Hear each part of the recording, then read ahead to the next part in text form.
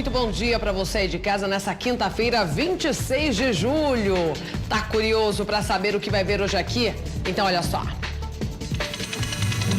Mulher é presa por prática ilegal da medicina no Rio de Janeiro. Governo de Pernambuco vai pagar translado do corpo de brasileira assassinada na Nicarágua. Roubo de celular termina em perseguição em Minas Gerais. Até 2060, 1 em cada 4 brasileiros será idoso. Aumenta o número de mortes no trânsito. Motociclistas são as principais vítimas. E a insegurança nas creches, várias já foram invadidas. O RF com você está apenas começando. E daqui a pouco eu vou mostrar aqui no RF com você tudo sobre os avós. Hoje é comemorado o Dia dos Avós e o programa é dedicado a eles, viu? Você vai conhecer histórias lindas como a da Dona Maria, que acaba de completar, gente, 95 anos e é tataravó. Não perca ainda hoje, viu? Falando em avós, hoje é dia então de mandar a foto especial com ela, com ele, né? Então pode fazer uma foto com a sua avó, com a sua bisa, com a sua tataravó e mandar aqui pra gente para o WhatsApp 19-97102-4854. Eu tô esperando, hoje é foto especial com a vovó, vovô, bisa, tata, não importa, eu quero ver você com eles, viu? E falando em fotos, ontem eu não mostrei, prometi que começaria hoje mostrando, então pode colocar na tela agora as participações de ontem. Olha aí, um beijão para o Danilo de Pacatuba, Sergipe, super beijo. O José Carlos de Rio Claro, interior de São Paulo, beijão para você também. O Wagner e a família toda acompanhando o RF com você lá de Minas Gerais, Montes Claros, beijão. William lá da Bahia, super beijo para você, William. Ótima quinta para Rosicleia, lá de Sergipe também.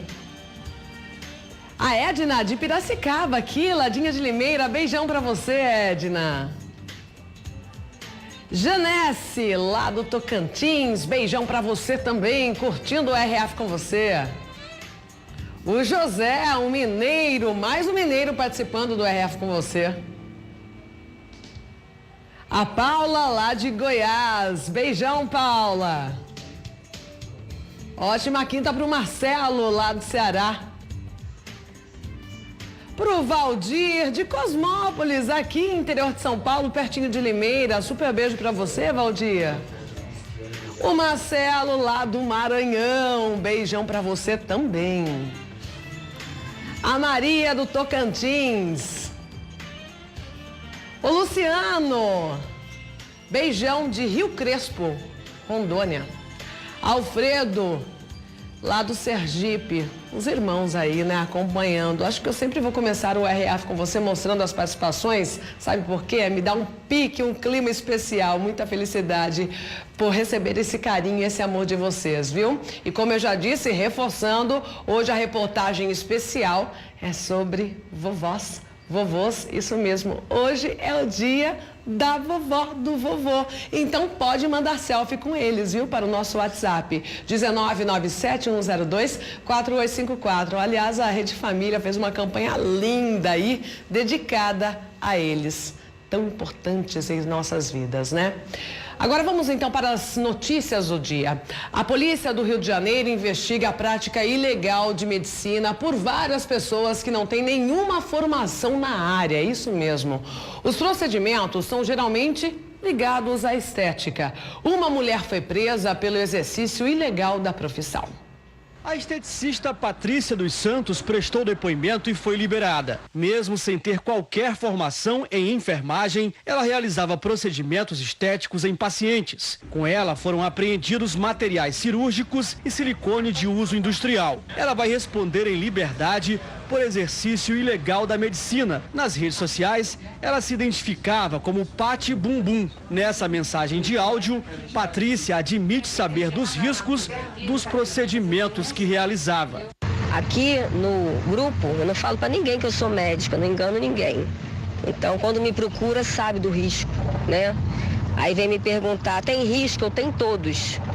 Eu nunca menti. Todo mundo que fez bumbum comigo aqui sabe todos os riscos. O áudio é um retrato do mercado clandestino dos procedimentos estéticos, que nas últimas semanas causou pelo menos 3 mortes.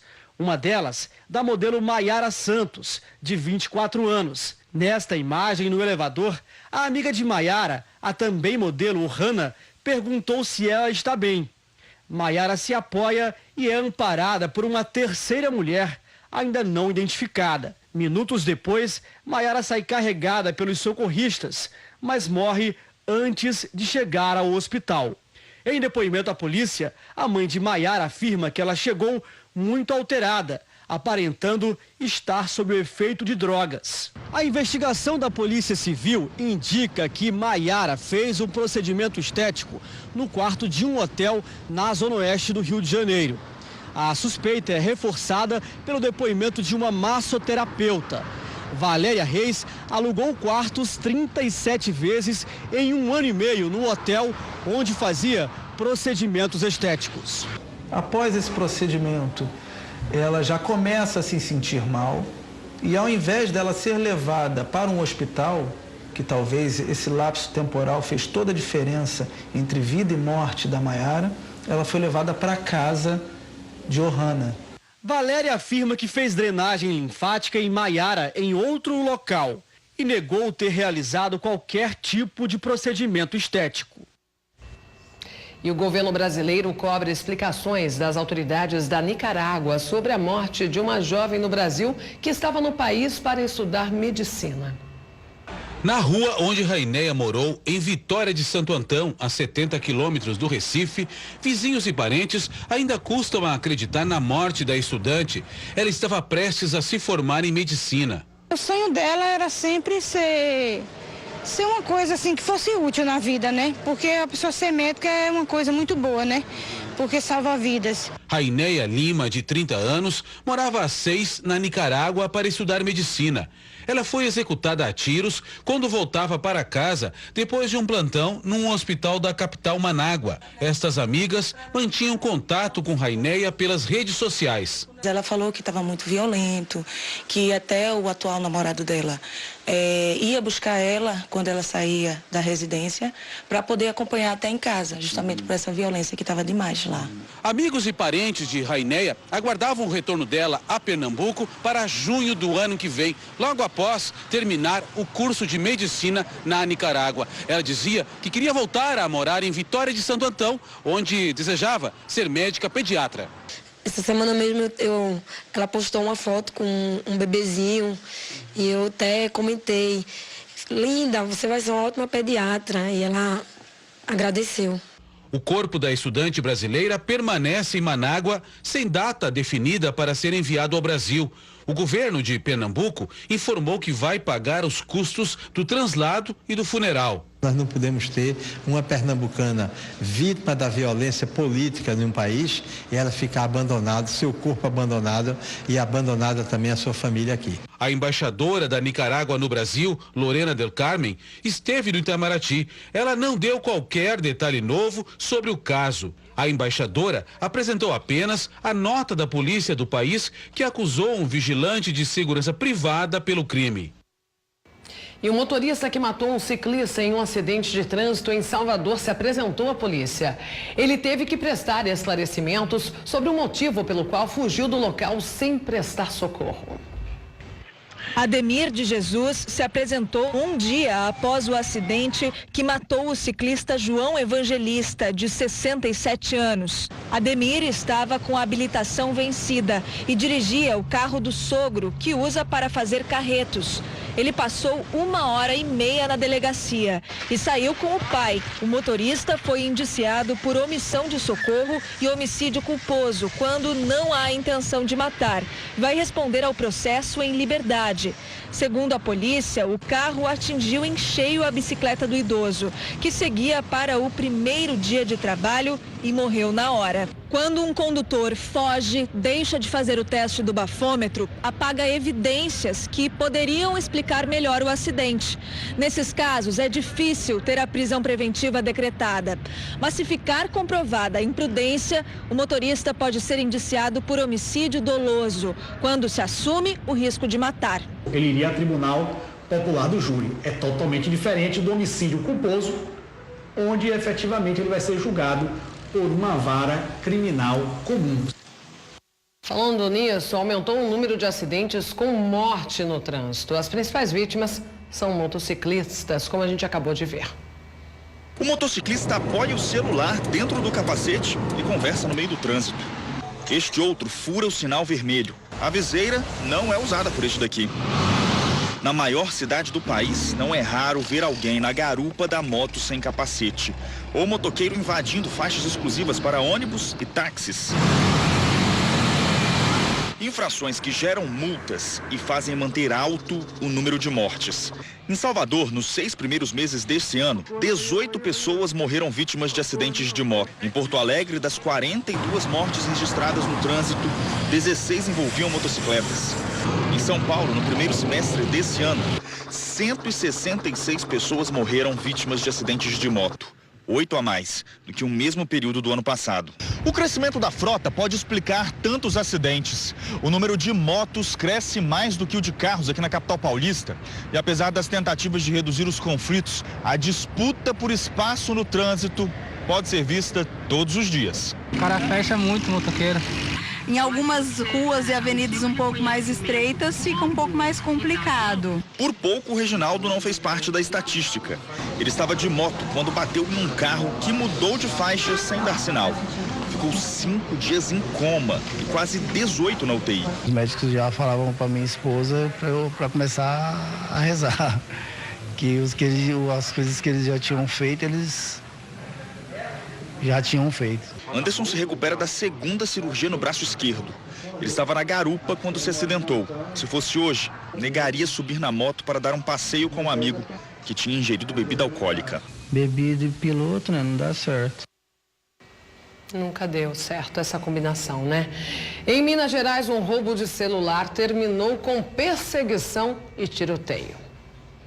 A perseguição, que terminou em carros batidos, tiros e 3 pessoas presas, começou por causa de um roubo de celulares. Informada sobre o crime, a polícia localizou o carro com os suspeitos e deu início à perseguição. Os criminosos bateram em um outro veículo e também atingiram uma viatura da PM. Mesmo assim, eles conseguiram fugir. Eles acabaram perdendo o controle do carro e atingiram essa árvore. As marcas dos tiros ficaram na lataria do veículo. A motorista, de 46 anos, foi atingida por um tiro. Os outros 2 ocupantes do carro foram presos. Com eles foram apreendidas 2 armas, sendo uma falsa, e também munição. Eles têm passagem por tráfico de droga, roubo, furto e receptação.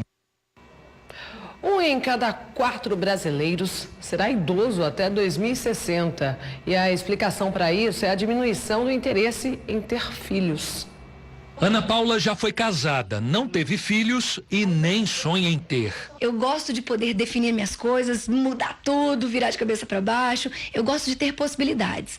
Então, algo que me tira possibilidades e oportunidades não é uma coisa que eu tenho buscado para minha vida. Gabriela sempre teve em mente que teria apenas um único filho. A gravidez veio aos 36 anos. Hoje em dia, a gente está precisando trabalhar. E tanto o trabalho como o filho exige muita atenção, muita dedicação. Então, para ter um filho e ter que terceirizar a educação, eu preferi ficar em um só e dar o meu tempo para ela. Em 2060, o número médio de filhos por mulher deverá reduzir para 1,66.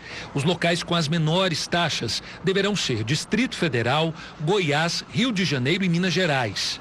A pesquisa do IBGE apontou ainda que a idade média em que as mulheres têm filhos é de 27 anos em 2018 e deverá chegar a 28 anos em 2060.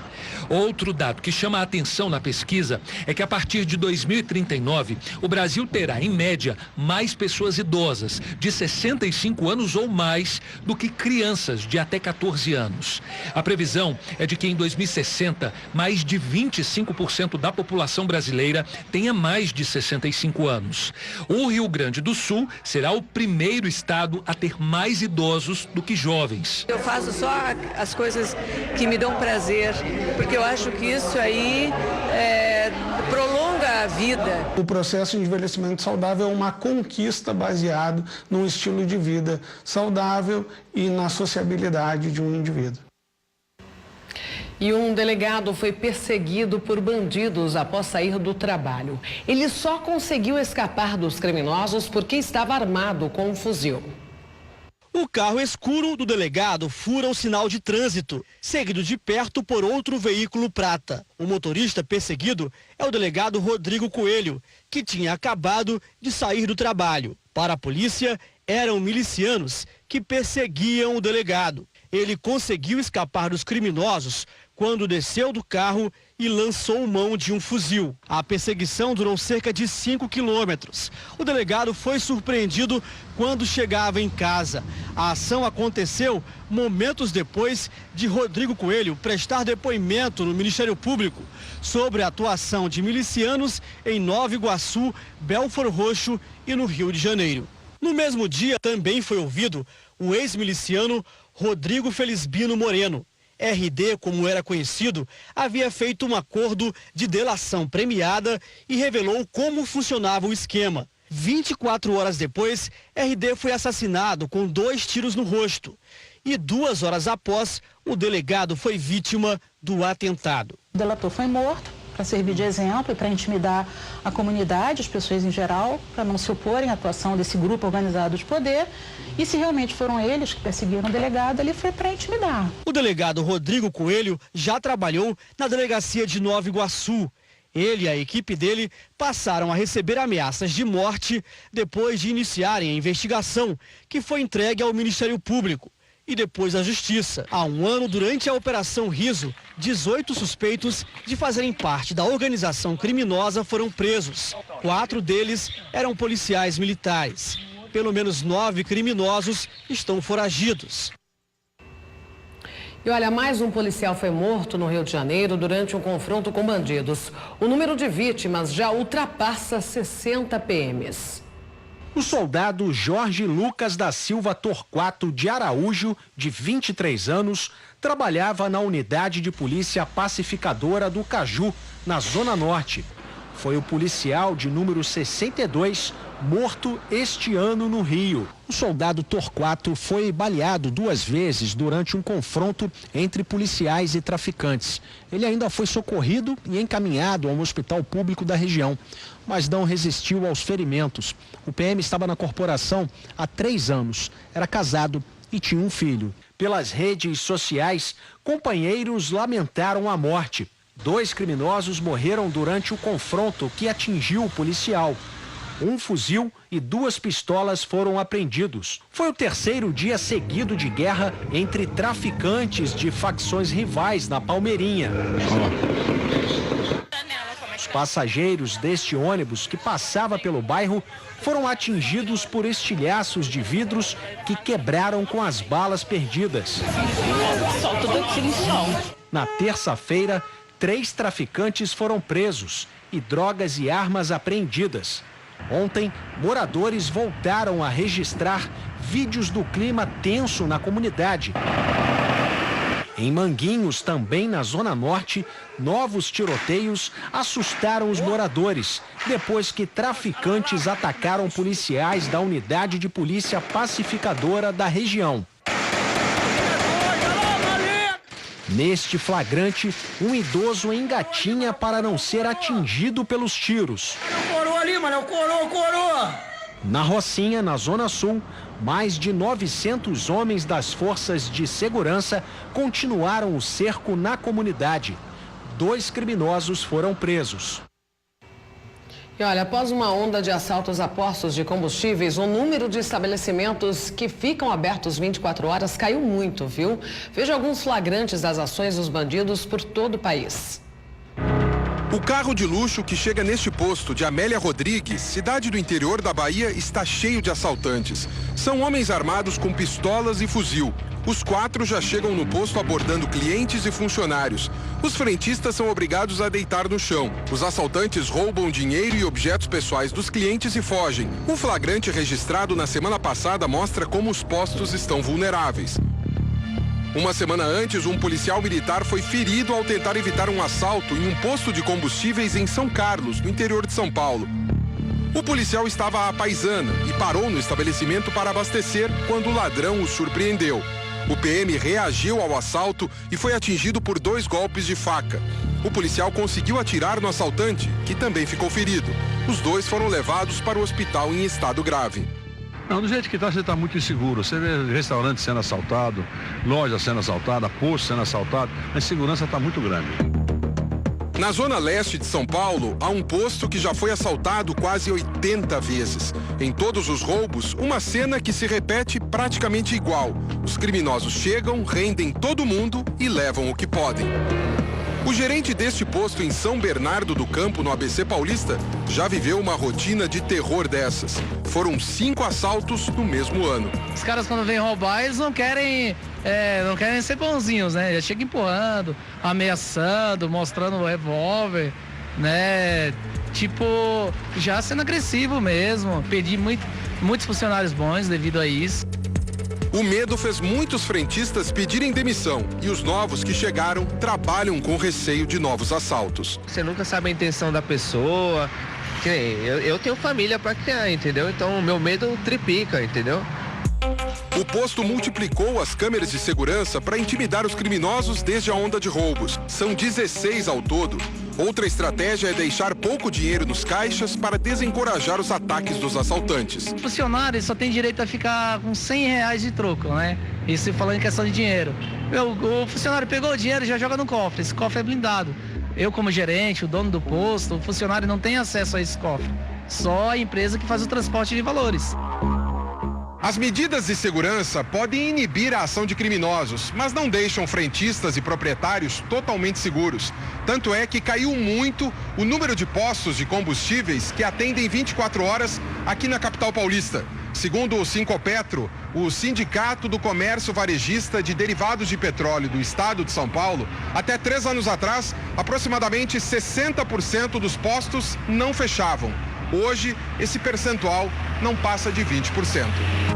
E ainda assim, os que ficam abertos são postos em grandes avenidas. Nos lugares de menor movimento, principalmente em bairros, depois das 10 da noite, o medo venceu a vontade de ter um ganho extra. Hoje, segundo o presidente do Sincopetro, o risco não compensa mais. E como o movimento de clientes também caiu pelo medo de roubos, os donos de postos pensam muito antes de abrir a madrugada toda. O dono do posto tem que saber o quanto ele vende à noite e quanto tem aquele de custo. E hoje está provando que não vale a pena. Entendeu? O posto hoje não tem condição de trabalhar à noite porque o custo é muito alto. Então ele está fechando por causa disso. O próprio presidente do Sincopetro já não tem mais postos abertos 24 horas. Eram 3. Hoje eles ficam no máximo até as 11 da noite. Mas o empresário já pensa em fechar 1 hora antes, mesmo os postos tendo portas blindadas para proteger os cofres. Nem isso é empecilho para os criminosos, como mostram estas imagens de câmeras de segurança. Repare na ousadia dos assaltantes neste roubo a um posto em Ribeirão Pires, na Grande São Paulo. Fortemente armados, os criminosos renderam os funcionários e clientes. Dá para ver quando usaram um carro para bater contra a mureta de concreto que cercava o cofre. Sem sucesso, os bandidos roubaram uma caminhonete que passava pela rodovia e finalmente conseguiram tirar o cofre do lugar. Logo depois, frentistas foram obrigados a ajudar o bando a carregar o cofre, que pesa 350 quilos. Em outros estados, a rotina não é diferente. No Rio de Janeiro, um frentista foi baleado durante um assalto. Os criminosos chegaram num carro branco. As imagens mostram que eles passam por clientes e fingem que vão abastecer, mas logo anunciam um assalto. O frentista que está atrás da bomba entrega todo o dinheiro do caixa. Mesmo assim, leva 2 tiros. Os ladrões fugiram. Em Eldorado do Sul, no Rio Grande do Sul, o carro de um frentista foi roubado. O veículo branco que aparece na imagem estava com mais de R$15 mil para depositar no banco. Os bandidos armados levam o veículo e todo o dinheiro. A polícia acredita que os assaltantes tinham informações privilegiadas.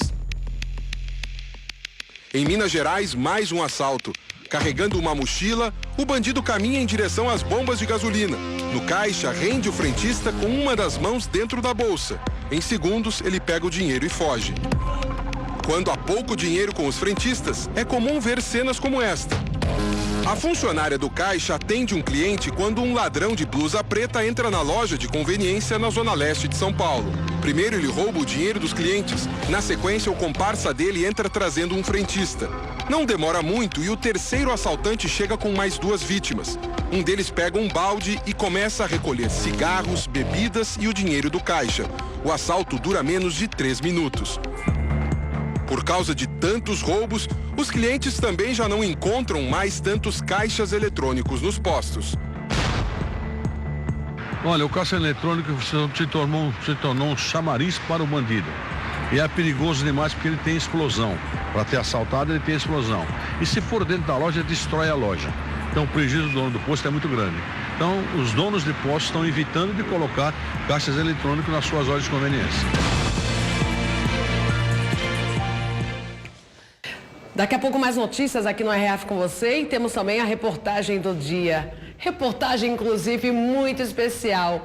Você sabe qual dia é comemorado hoje, nessa data?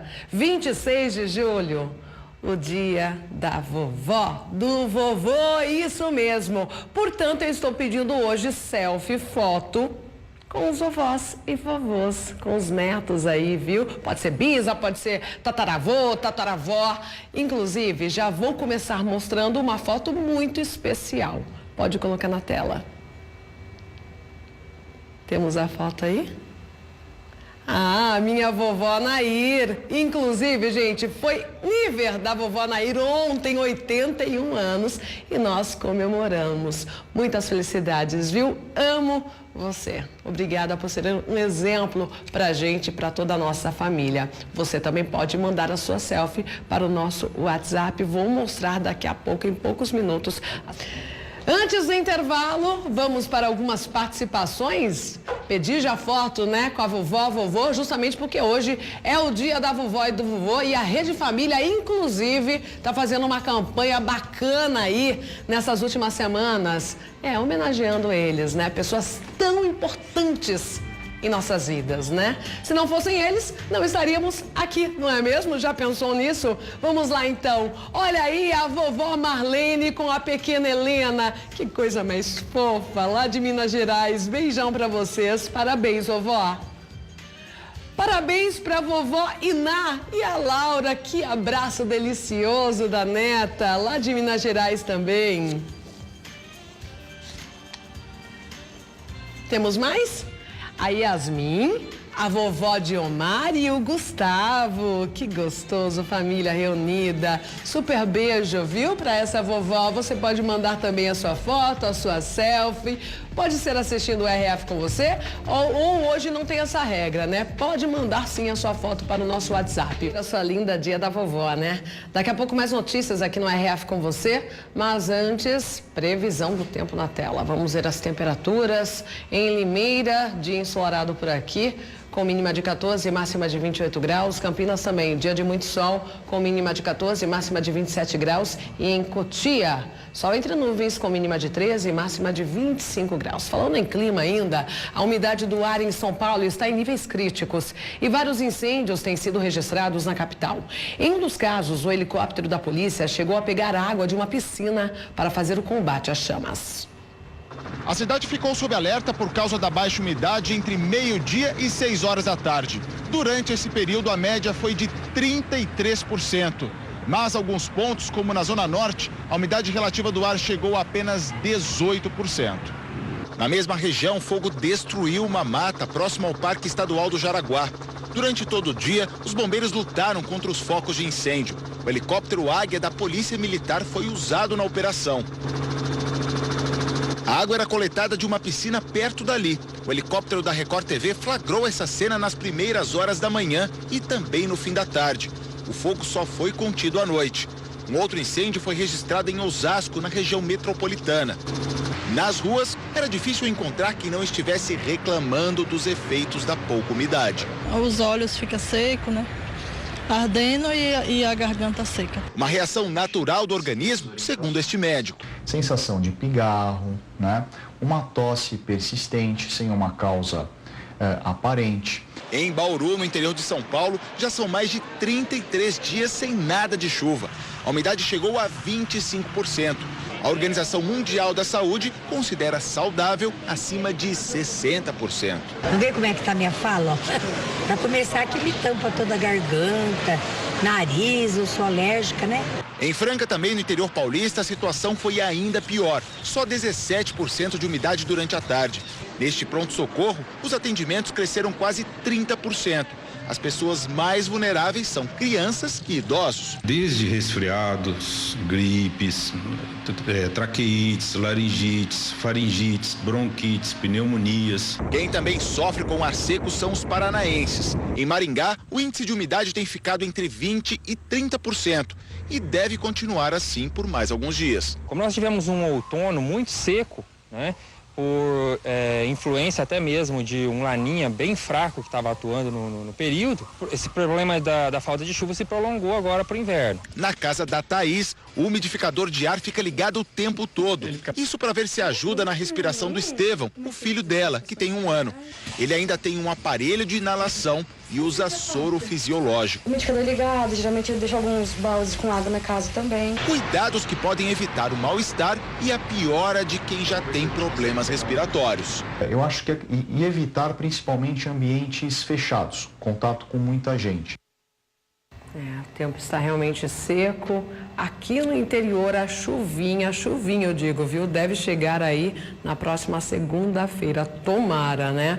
Ainda falando sobre clima, na região norte teve início o verão amazônico e as temperaturas estão nas alturas. A Bana daqui faz um coque no cabelo ali e haja água gelada para hidratar. Tá muito quente, muito. E a tendência é piorar, né? Não dá pra se maquiar, não dá pra sair bonita e não ficar destruída, suada, com muito calor. Não está fácil suportar o calorão que tem feito em Belém nesta época do ano. A temperatura média é de 26 graus com máxima de 32.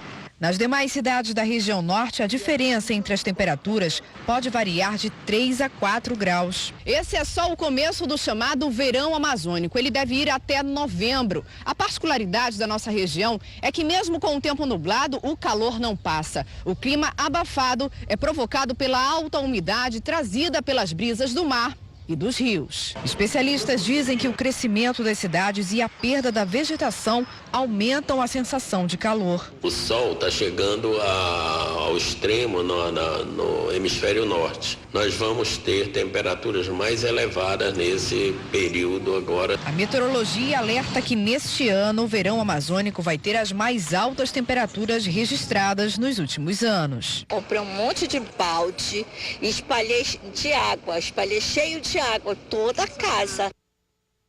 E tá certa. Bom, a falta de chuvas já prejudica também a navegação no Rio Madeira, em Rondônia. O nível desceu 12 metros em 3 meses. Para piorar, casos de incêndio têm deixado o clima ainda mais seco. Este incêndio chegou bem próximo às casas dos moradores desse bairro. Uma área enorme de mata ficou destruída em pouco tempo. Que é bem perto, tudo, né? Tem madeira em volta, isso fica muito perigoso. E aí vem um fogo desse aí, ainda bem que a gente fez uma cera ali, senão tinha ficado pior. Por dia, o Corpo de Bombeiros atende em média 50 chamadas. Muitas vezes, o incêndio pode ser criminoso. O cidadão quer queimar o seu lixo caseiro, mas não conta com as forças do tempo, né? Principalmente o vento. Aí acaba perdendo o controle da situação e acontece isso aí que vocês estão vendo ao fundo. Ó. Além das queimadas, a estiagem já baixou o nível dos rios que cortam o estado. A navegação no Rio Madeira já foi prejudicada e a Defesa Civil está em alerta devido à formação dos bancos de areia. Onde tem a sinalização da Defesa Civil, não desprezar essas placas de sinalização. Nós estamos num período de vazante do rio, de seca, em torno de 3 meses recuou mais de 12 metros praticamente, e isso nos coloca em alerta. A polícia investiga a relação entre facções criminosas de São Paulo e Rio de Janeiro. A suspeita é de que os criminosos estejam trocando experiências, é isso mesmo. Toda a droga e o armamento foram encontrados em uma casa no Complexo da Reta, em Itaboraí, na região metropolitana do Rio. Mais de 3.200 comprimidos de êxtase foram apreendidos. Chama atenção a quantidade de êxtase numa localidade não é comum esse tipo de droga. Mais de 12 quilos de cocaína e 45 de maconha também foram apreendidos, além de 14 bananas de dinamite. A polícia acredita que o artefato seria usado para a explosão de caixas eletrônicos. A principal suspeita é que esses explosivos cheguem ao Rio contrabandeados do Paraguai ou desviados de pedreiras aqui mesmo do Brasil. A polícia também acredita em uma possível relação entre facções criminosas cariocas e paulistas. O grupo que atua em São Paulo seria o responsável por vender os artefatos para facções do Rio e até ensinar a manusear os explosivos. O grande número de casos de explosões a bancos e caixas eletrônicos chama a atenção da polícia. Há um mês, bandidos explodiram os caixas eletrônicos dessa agência em Benfica, na Zona Norte. Policiais militares flagraram a ação e houve troca de tiros. 2 frentistas do posto de combustível ao lado do banco foram feitos reféns. Uma semana antes, outra agência foi explodida no Caxambi, também na Zona Norte. As 2 ações foram frustradas. Os bandidos fugiram sem conseguir levar o dinheiro. Esse especialista em armamento diz que o tráfico de drogas e o roubo a bancos fazem parte de um mesmo esquema criminoso. O chamado crime organizado, ele age de forma cíclica. Ou seja, tá ruim desse lado, eu corro para outra coisa.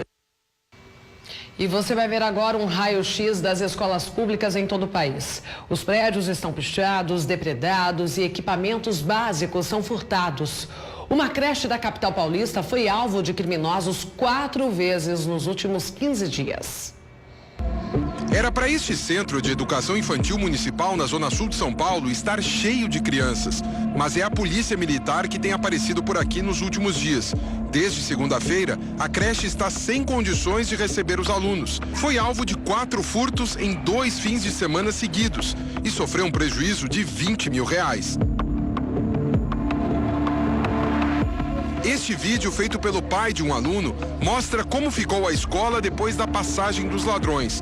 Eles roubaram computador, TVs, panelas, micro-ondas e utensílios da cozinha. Os assaltantes ainda arrancaram os fios das tubulações e deixaram a creche sem energia elétrica.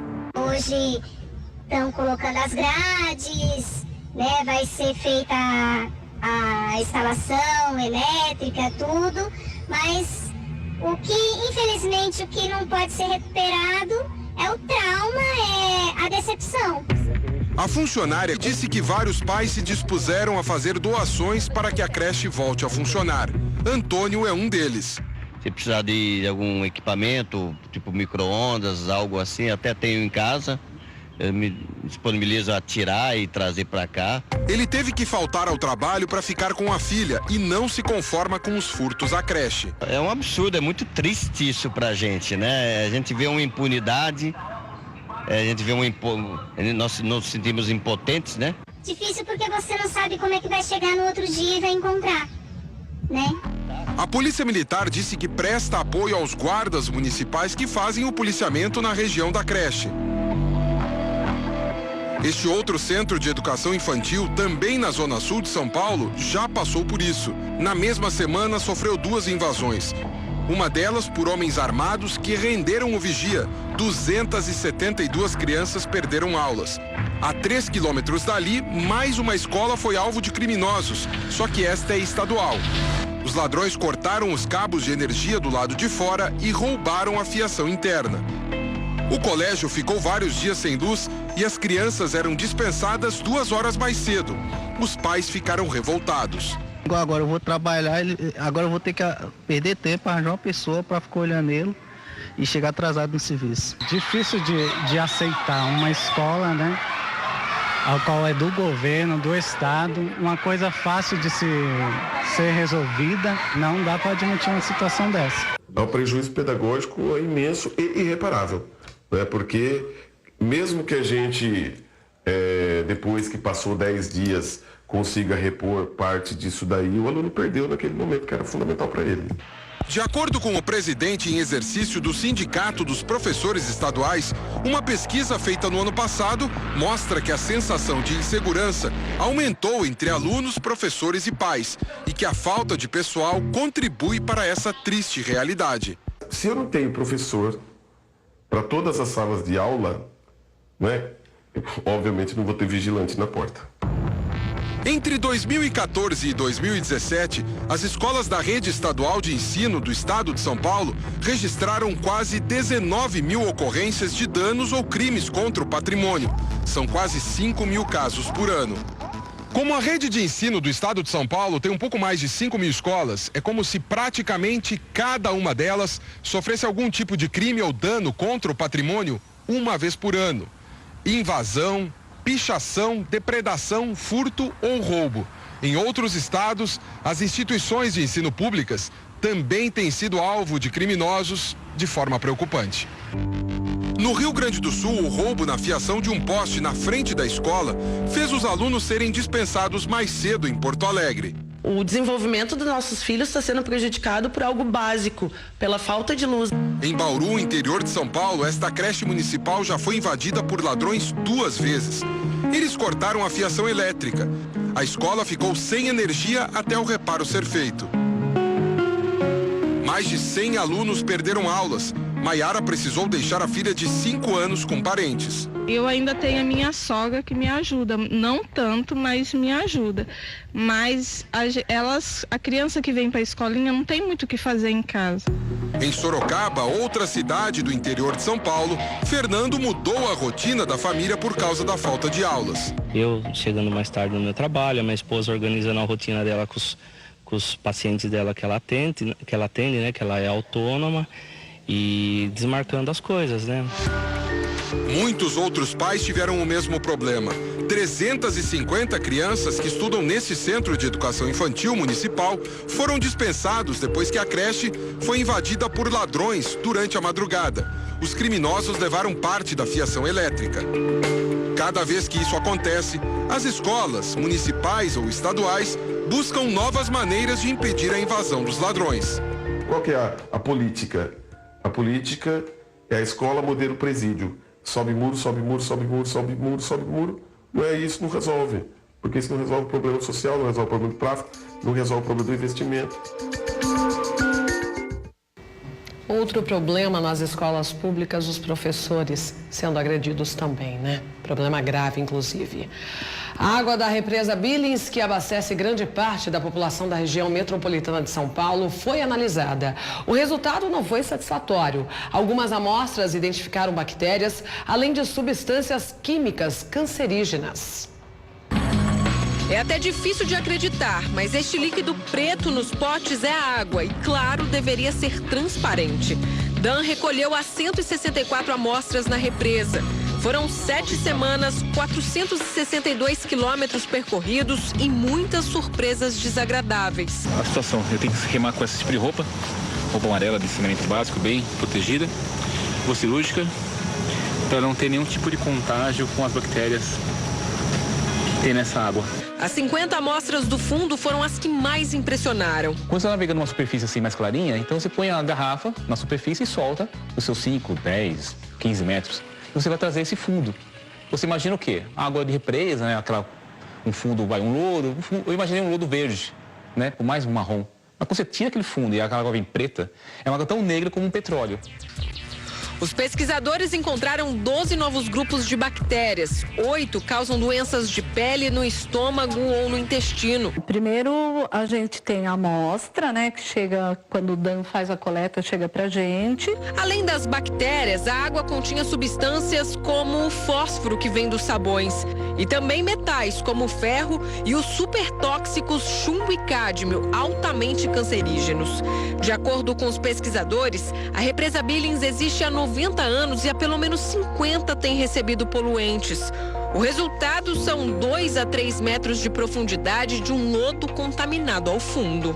É nesta mesma água que 300 pescadores tiram o sustento da família. São pelo menos 350 pessoas vivendo às margens do reservatório de forma irregular. Metade já enfrenta problemas de saúde. Porque existem áreas do reservatório onde não chega a água encanada. Recebe água ou de um caminhão-pipa, ou a pessoa tem um poço, ou a pessoa vai lá no reservatório e pega essa água. né? Então a gente tem que se preocupar com essa população também. 1,5 milhão de pessoas são abastecidas pela represa na Grande São Paulo. A professora explica que a captação é feita pela superfície e toda a água é tratada antes de ir para as casas. A situação é mais preocupante em períodos de seca, como o que estamos passando. Os especialistas alertam que o volume morto da represa pode estar realmente morto depois de tanta contaminação. Se você fizer qualquer obra que de repente comece a revolver esse fundo, esses poluentes vão vir para a superfície. Então isso é muito preocupante. Nós mostramos há 3 meses o início da expedição para captar as amostras. Foi a 4ª fase da pesquisa. Ela já dura 4 anos. Os cientistas mapearam a extensão da represa, fizeram os primeiros testes com a água da superfície, mediram a profundidade do reservatório e agora analisaram as condições das amostras colhidas do fundo. A pesquisa está sendo traduzida para outras línguas. Um relatório será entregue para a Companhia Ambiental do Estado de São Paulo no mês que vem. A intenção é repetir o levantamento em outros lugares e deixar um alerta. Daqui para frente, se a gente não fizer nada, nós vamos ter uma situação pior ainda nesse fundo, que é esse material todo vir para o fundo, começar a liberar essas partículas e piorar mais ainda essa situação. Se a represa Bigos continuar sendo poluída, qual o futuro? O futuro é pegar água cada vez mais distante de São Paulo, que cada vez mais cara, e ter essa correlação de ser mais barata. Se eu tivesse em São Paulo uma represa como a Bigos toda limpa, seria lazer, e se eu poderia pegar essa água, tratar com pouca coisa, e a população poderia beber com uma água mais barata também. E a morte de pinguins vem sendo estudada no litoral de Santa Catarina. O resultado deve sair em 2 meses, mas já há indícios de que seja por conta das redes de pesca. No Instituto de Reabilitação, no Parque Estadual do Rio Vermelho, onde as equipes costumam receber os pinguins para tratamento, desta vez o trabalho é para descobrir o que causou a mortandade de mais de 100 aves. A gente procura regiões, sem penas, lesões, qualquer alteração, na carcaça desse animal. Pelo tipo de empenamento, já dá para saber que são pinguins juvenis, prestes a completar 1 ano. E pelo que tudo indica, estavam bem nutridos. O peso gira em torno de 3 quilos. E uma das explicações para um grupo tão grande de animais aparentemente bem de saúde ter ficado pelo caminho podem ser as redes de pesca. A necropsia foi concluída em 9 pinguins e apontou que eles morreram por asfixia. Para evitar a colocação de redes na costa, a Polícia Militar Ambiental diz fazer monitoramento constante. A prática, que costuma ser mortal para alguns animais marinhos, é proibida por lei. Então, quando a gente encontra essas redes colocadas em desacordo com a legislação vigente, a gente faz a apreensão e traz aqui para o batalhão. A confirmação final da causa da morte dos pinguins deve sair em até 2 meses. É que amostras coletadas vão passar por exames mais complexos, para verificar ainda a presença de bactérias ou substâncias contaminantes. Olha, fica ligado no programa. Daqui a pouco você vai saber a importância da relação entre avós e netos e como essa relação construída no dia a dia pode transformar as famílias. Hoje, para quem não sabe, está chegando agora aqui assistindo, ligou a TV, é o dia da vovó, do vovô. A Rede Família fez uma campanha especial aí durante a semana, E hoje o tema, a reportagem do dia é sobre essas pessoas tão especiais em nossas vidas. Posso já mostrar algumas fotos? Inclusive hoje, gente, estou pedindo foto com a vovó, com o vovô, com a bisa, com o biso. E olha, tataravó, enfim, pode mandar, viu? E vamos ver algumas participações. Vovó Maria, que linda! Mineira, lá de Salinas. Gledson com a vovó Maria José, lá do Maranhão, super beijo pra vocês. O vovô Idaí, lá do Paraná, com a netinha, assistindo o RF com você. Beijão pra vocês, parabéns, viu, vovô? Vovó Iraci, com a Érica, lá de São Paulo, Terra Preta. Beijão pra vocês, feliz dia da vovó. Vovó Rosa e o Heitor, lá do Maranhão. Beijão, vovó, parabéns. A Lave, a vovó Maria e o vovô Antônio, interior de São Paulo. A Bruna e a vovó Maria, lá de Goiás. Beijão pra vocês. Parabéns, vovó. Vovó Simone, lá de Tocantins, Palmas. Super beijo, parabéns pelo seu dia. Que dia especial, né? Pode mandar sua foto. O dia da vovó, do vovô, isso mesmo. E já que hoje é o dia dos avós, nós vamos exibir várias reportagens especiais sobre o assunto. Para começar, os avós que estão juntos dos netos para tudo, desde as aulas de judô até as de música. Avós que não saem do coração e da memória dos netos. E essa relação construída no dia a dia vence o tempo e acaba encenando de uma ponta para a outra da vida.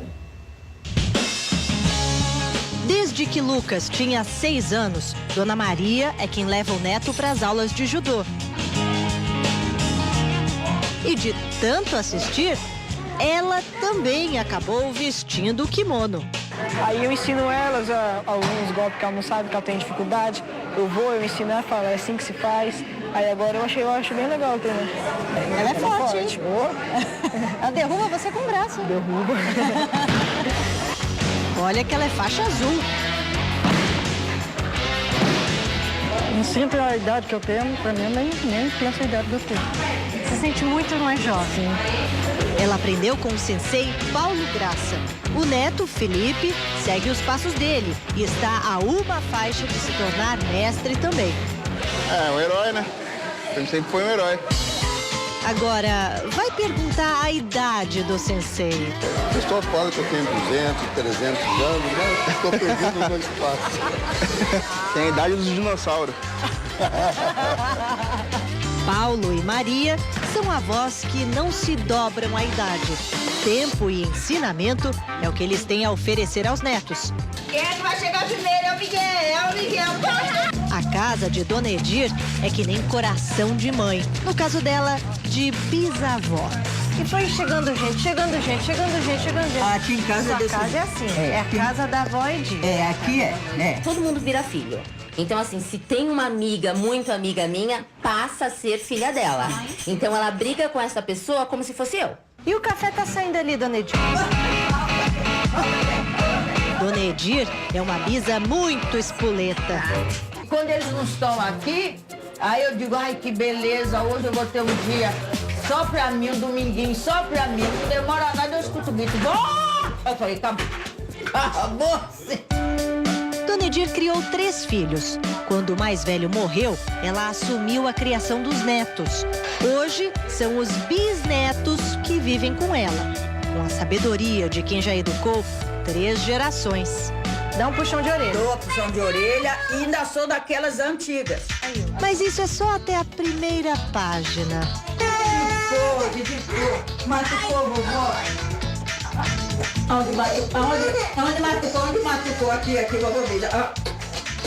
Danilo, pai das crianças, é o típico caso do neto criado pela avó.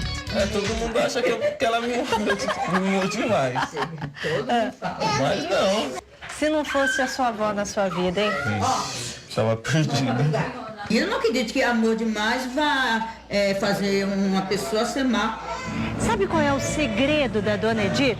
É que depois de ela deixar o almoço pronto para filhos, netos, bisnetos, brincar com as crianças, cuidar da casa e da família, ela cuida dela mesma. 2 vezes por semana, ela tem aulas de violão. E sabe o que mais? Ela até já arrumou um namorado. Se Deus me levar, eu já sei que eu fiz tudo que eu podia fazer por eles, eu fiz. Então eu estou tranquila. E como eu digo também, não é pela idade que a gente não vai ter um namorado. Também é felicidade. Mulheres como Dona Edir deixam marcas para sempre. Léo também foi criado por uma avó guerreira.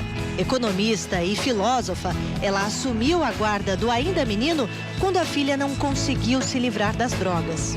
Foi minha avó que foi meu pai e minha mãe, fez tudo pra mim, me educou, me sustentou, me deu estudo. Amor, muito amor, isso não tenho nem como... Avó e neto tinham rotinas corridas e costumavam deixar bilhetes espalhados pela casa. Sempre me incentivou muito a leitura, o estudo e introduziu esse lance de bilhetes até para te forçar a escrever. Quando eu era criancinha, estava aprendendo a escrever. O último deles foi este. Voltaria perto do meio-dia, mas ela não retornou.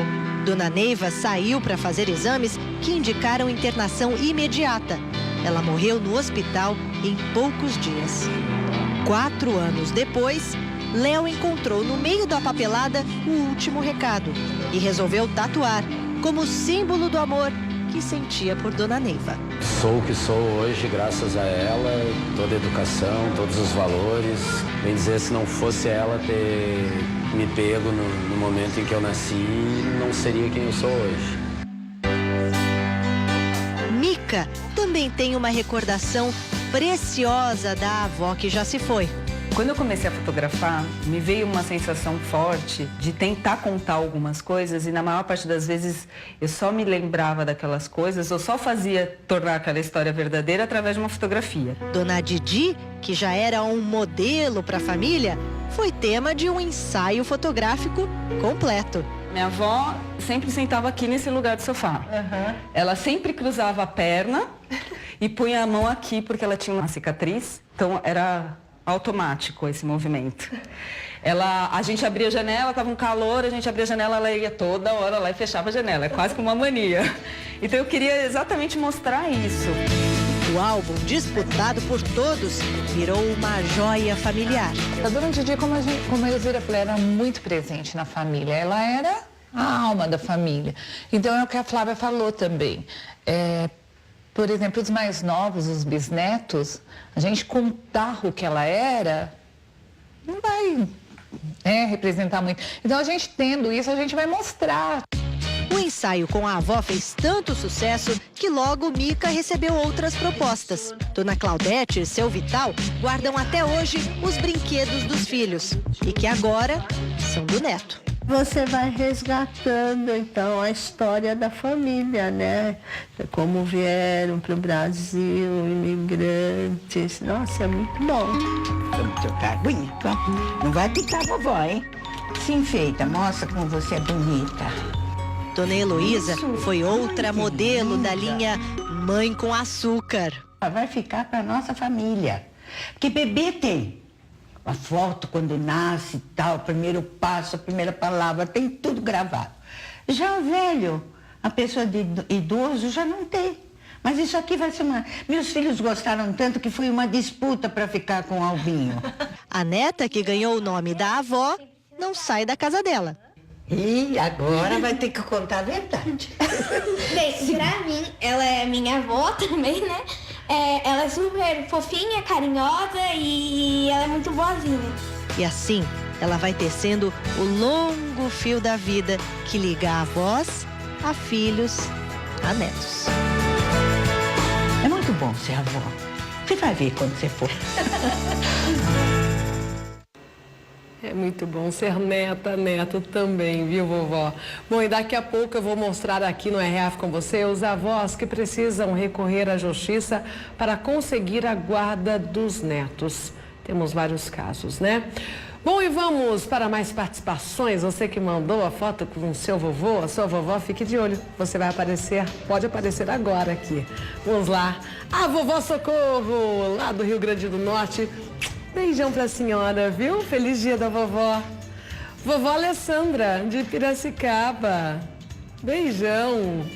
A vovó Maria com os netos. Que família grande, delícia, lá de Santa Catarina, Timbó Grande. Beijão, vovó. Vovó Miralva e o vovô Justo, de Indaiatuba, interior de São Paulo. Super beijo pra vocês. Feliz dia dos avós. O Diego, Douglas e a avó Laurita. Mineira, avó Laurita. Feliz dia da vovó também. Pode mandar a sua foto, viu? Aproveita, faz o clique e me manda no WhatsApp. Coloca na tela o WhatsApp. sobre eles. E não são só as crianças que sofrem com a separação dos pais, viu? Muitas vezes, com a decisão de quem fica com a guarda do filho, os avós também sofrem. E a dor da distância é tão grande que é cada vez mais comum avós entrarem na justiça para conseguir o direito de continuar a conviver com os netos.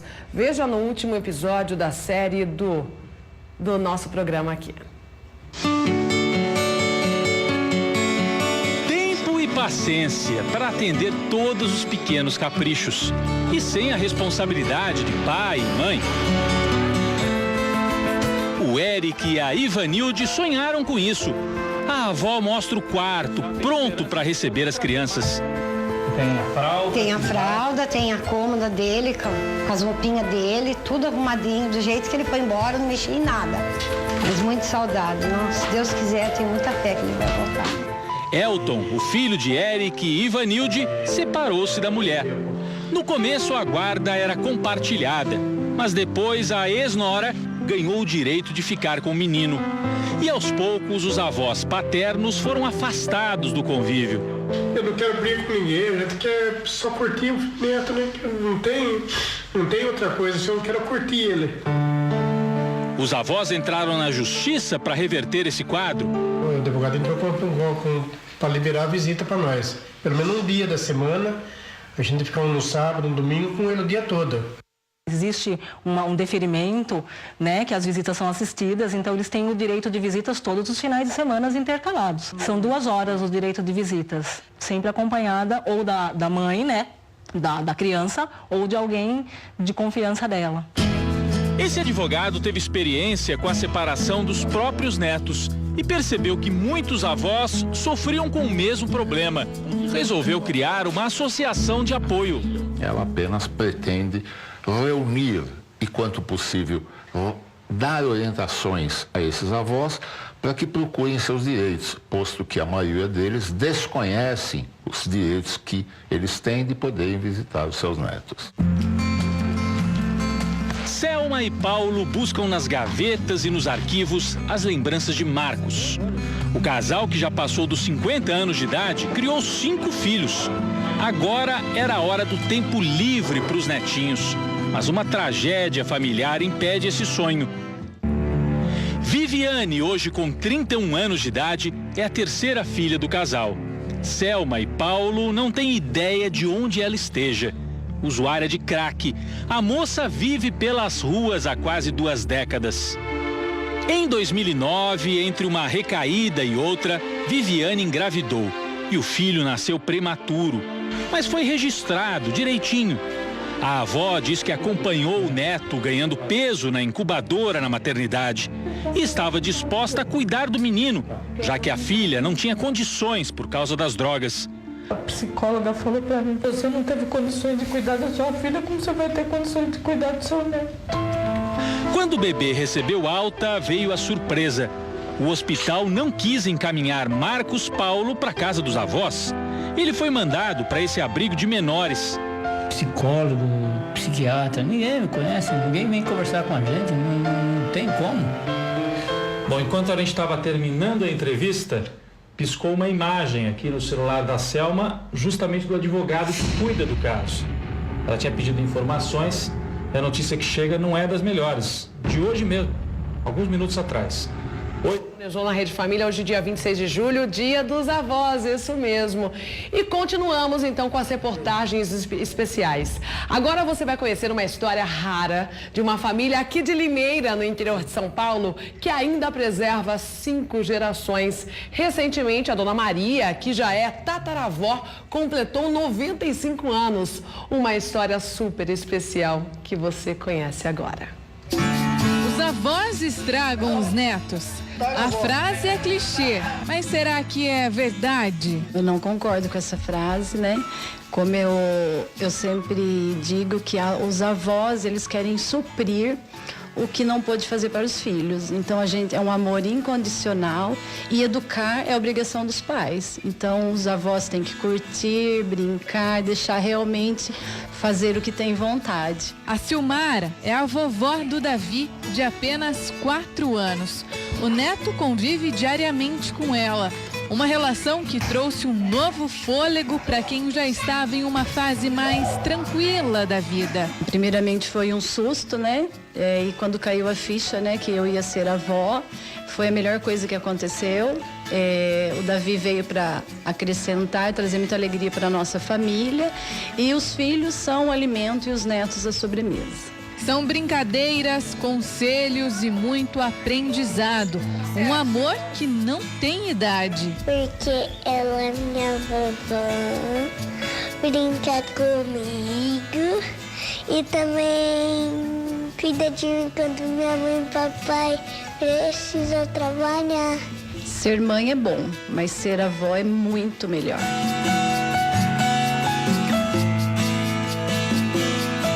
Segundo essa psicóloga, é nesse vínculo tão singular que o desenvolvimento e a formação das crianças acabam se fortalecendo. Uma relação de amor que ultrapassa gerações. É de extrema importância e felicidade para aqueles que têm o prazer de conviver com os avós, bisavós e às vezes até com os tataravós, uma vez que a geração de agora tem se cuidado mais, tem vivido muito mais, então grande parte das crianças tem a felicidade de ter essa convivência. E isso acaba por trazer sempre coisas positivas para os dois lados, né? Para a criança que cresce ouvindo aquela história, aquelas coisas e vivendo a experiência de ser acalentado pelos avós, né? Porque avós já dizem é pai e mãe adocicado, né? Na casa dos avós pode mais, não que possa tudo, mas pode mais. Os avós têm mais o dengue, têm mais tempo, muitas vezes, para fazer aquilo que os pais não têm.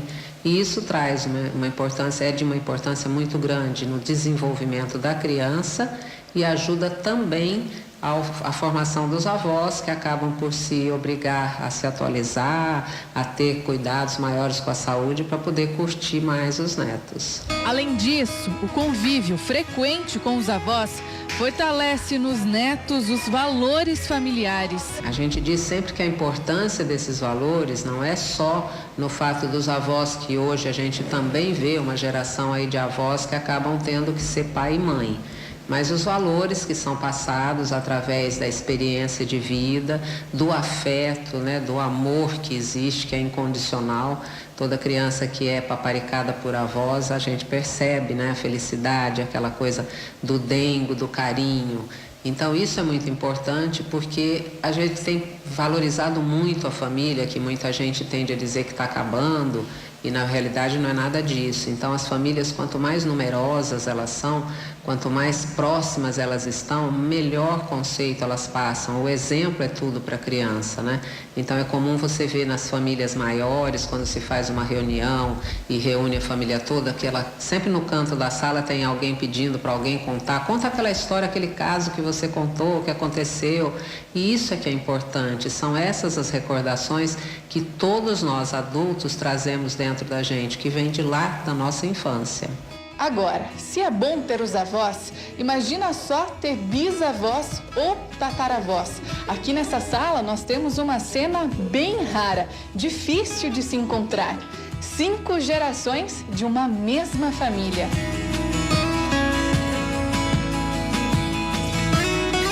A Dona Maria é a mãe da Dona Gina, que por sua vez é a mãe da Silvana, que é mãe da Fernanda, que teve o Vinícius. Sendo assim, o Vinícius é tataraneto da Dona Maria. Gosto bastante de ter tataravó, porque eu amo bastante ela e todo dia que eu vim aqui na casa dela para conversar com ela e ficar com ela, ela me ensina cada vez mais. E o Vinícius não é o único tataraneto da Dona Maria, não. Lembra do Davi, que mostramos no começo dessa reportagem? Ele também é tataraneto dela, que na semana passada completou 95 primaveras.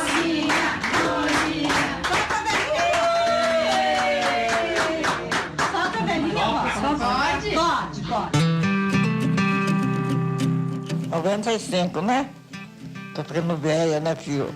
Tá não. Será que eu vou chegar nos 100? Vai. Vou. Então tá bom. Você quer que eu chego? Quer ou não? Quero. Então tá bom. Tá querendo, tá bom. Aos 95 anos, ela esbanja vitalidade e vive ensinando e aprendendo com a família. A Dona Maria tem 6 filhos, 16 netos, 19 bisnetos e 5 tataranetos. Uma família bem grande, né? A senhora sabe quem que é essa menininha aqui? Não você e eu. Pois é, além de ter a sorte de ter a minha avó comigo, eu tenho a minha bisavó também aqui. É minha neta querida, meu amor de Deus. Eu amo você.